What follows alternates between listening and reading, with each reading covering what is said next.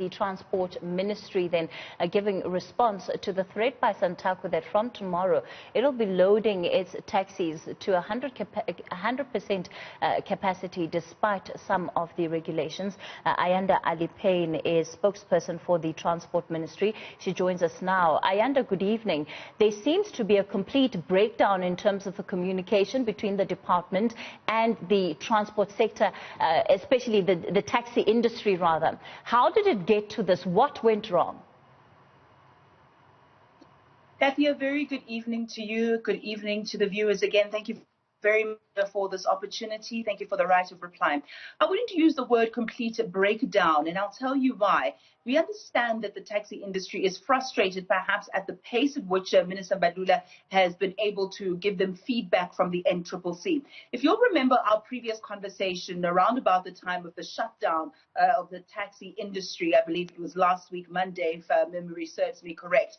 But during that time, Minister Mbalula then committed to the taxi industry and said to them that he will meet with the NCCC and propose some of those queries that the taxi industry raised. One of two things. One, it was a loading capacity, 100%, as you mentioned in your intro. The second thing that the industry wanted was the interprovincial travel without permits. Now, Minister Mbalula has made that proposal. In fact, he championed that proposal and advocated for it vociferously to the NCCC. And the NCCC then said, we will get back to you on Tuesday. That's the 30th of June. Now, we understand that the taxi industry did not want to wait until Tuesday and preferred that Minister meets with them prior to that. And out of courtesy, Minister Mbalula then said, let us meet this weekend. And this weekend was when that courtesy meeting was supposed to take place. However, due to clashing interests in the minister's diary, he was not able to make that meeting, and the taxi industry decided to unilaterally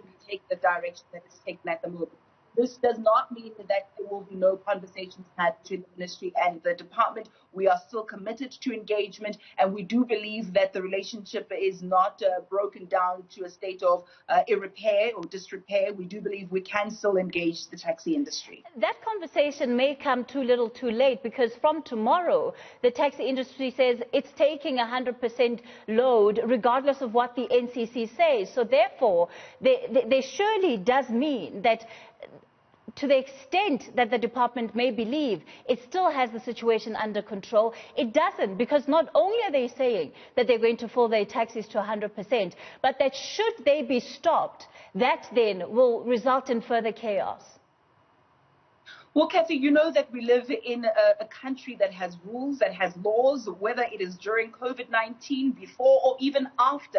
Those laws must be respected. They must be upheld. The authority of the state should not be tested. And as has been the case even prior to COVID-19, during and after, as again I stress, if anybody, Ayanda, Kathy, or a taxi driver is found to contravene the laws of this here republic, then law enforcement officials must deal with them accordingly. And this will be no different. And so if we do see any lawlessness, any breaking of the regulations or directions thereof, then the law enforcement officials will be able to intervene, as has been the case, not primarily in response to Santaco's position, but as a general principle. The taxi industry are saying that the minister should take the full blame for where this situation is with regard to how they're now proceeding forward. And in fact, they say that he's taken the industry for a complete ride. How do you explain that? The fact that they seem to have come to the negotiating table in good faith, and they reference especially the cancellation and the postponements of this meeting as the reason why they feel they are an insignificant player.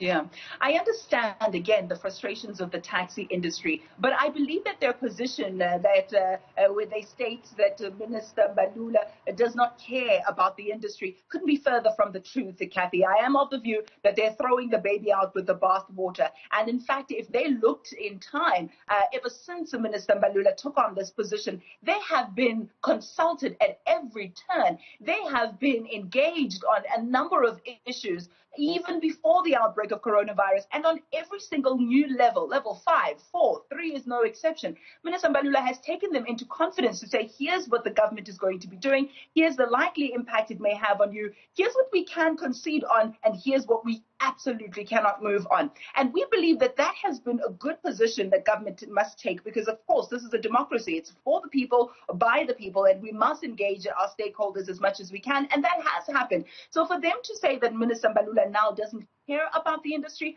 I believe is a bit narrow-sighted. It's just looking at the events of the last few days and disregarding the context. Yes, I would agree with the taxi industry. Saturday and Sunday, Minister Mbalula was supposed to have met with them. But again, I stress, that was a courtesy engagement that would not have been able to deliver any tangible results, because any results will come from Tuesday's announcement from the NCCC. And it was a courtesy meeting, again, if I can say that as well, just to say to them, please hang on, we will tell you on Tuesday what will come to pass. And Minister Mbalula, because of clashing commitments that he had in his diary, was not able to make that appointment. But we did call them over the phone to say to them as much, that we're going to give you a final outcome post-Tuesday. Ultimately, tomorrow we're looking at a situation where it's the lives of commuters who don't have any other form of transport to use that are potentially at risk.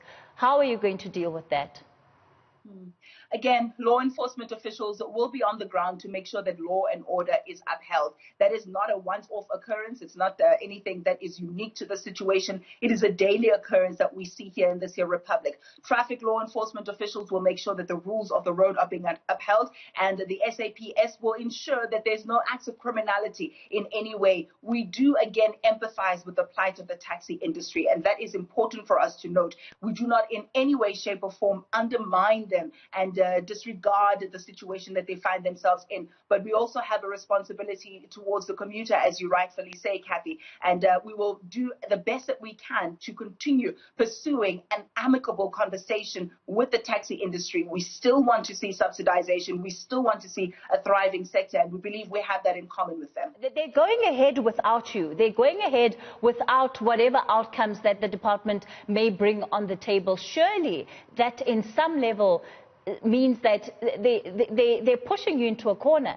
And because the violence is not immune from the taxi system and how it has operated in this country over the years, I imagine that too then becomes a concern.